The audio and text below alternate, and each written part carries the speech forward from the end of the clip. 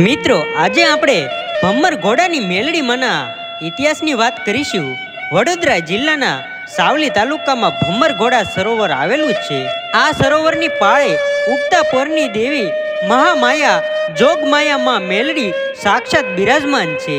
ભમ્મર ઘોડા સરોવરની પાળે માં મેલડી માનું સુંદર મંદિર આવેલું છે, જ્યાં લાખોની સંખ્યામાં ભક્તો માના દર્શન કરવા આવે છે। આ મંદિરનો ઇતિહાસ જોઈએ તો ઘણા વર્ષો પહેલાની આ વાત છે।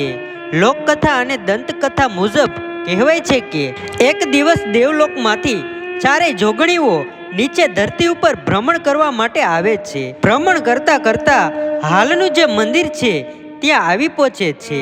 તે સમયમાં અહીંયા ચારેય તરફ હરિયાળું જંગલ હતું અને એક નાનકડી તલાવડી હતી। ચારેય જોગણીઓને આ જગ્યા કુંવારી અને પવિત્ર લાગી, એટલે એને અહીંયા મોટું સરોવર બનાવવાનું વિચાર આવ્યો, જેથી આજુબાજુથી પશુ પક્ષી પાણી પી શકે।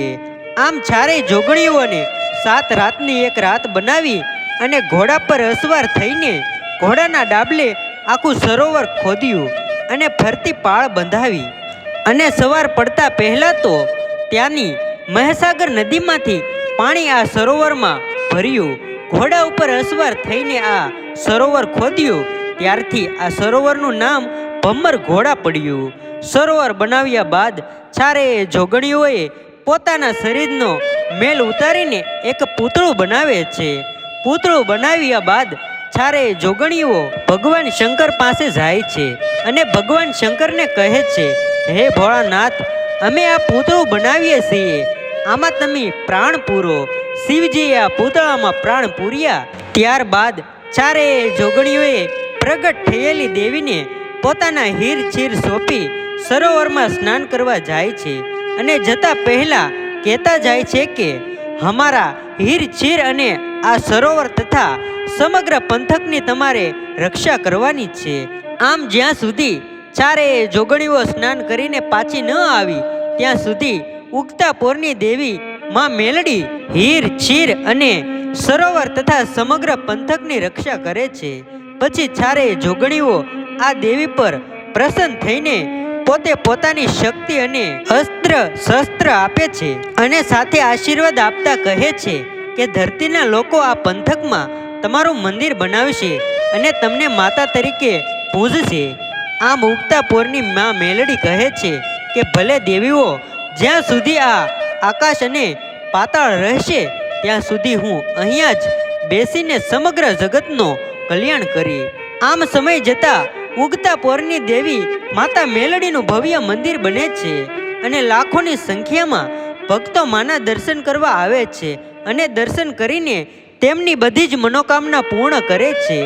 આમ ભમ્મર ઘોડાની માયાળુ મેલડીએ અનેક વાંજિયાઓને સંતાનો આપ્યા, અનેક લોકોના દુઃખ દૂર કર્યા। આ મંદિરમાં દર્શને આવતા લોકોને માતા મેલડી હસતા મોઢે જ પોતાના ઘરે મોકલે છે। તેથી માનવામાં આવે છે કે આ મંદિરમાં કોઈ પણ ભક્તો જો સાચા દિલથી માં મેલડીને દર્શન કરે ને તો તેની બધી જ મનોકામના પૂર્ણ થાય છે।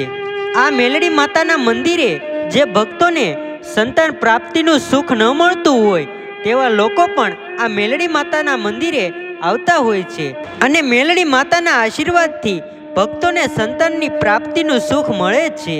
ત્યારબાદ ભક્તો મંદિરે આવીને બાળકોના ફોટા લગાવતા હોય છે અને તેમની માનતા પૂરી કરતા હોય છે।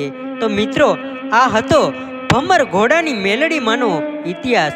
તો મિત્રો, આ ઇતિહાસ તમને કેવો લાગ્યો મને કોમેન્ટમાં જરૂરથી જણાવજો અને મિત્રો, હવે તમારે કયો ઇતિહાસ સાંભળવો છે એ પણ મને કોમેન્ટમાં જણાવજો, જેથી કરીને હું તમારા સમક્ષ આવા અવનવા વિડીયો રજૂ કરતો રહું। અને મિત્રો, અમારી ચેનલ પર નવા હોય તો લાઈક, શેર, સબસ્ક્રાઈબ કરવાનું ભૂલતા નહીં અને તમારા મિત્રો સાથે શેર કરવાનું પણ ભૂલતા નહીં। અને મિત્રો, ખાસ નોંધ લેવી કે આ વિડીયો ઇન્ટરનેટના માધ્યમથી બનાવેલો છે, કોઈ જાતિ કે ધર્મનો વિરોધ કરવામાં આવ્યો નથી। ધન્યવાદ।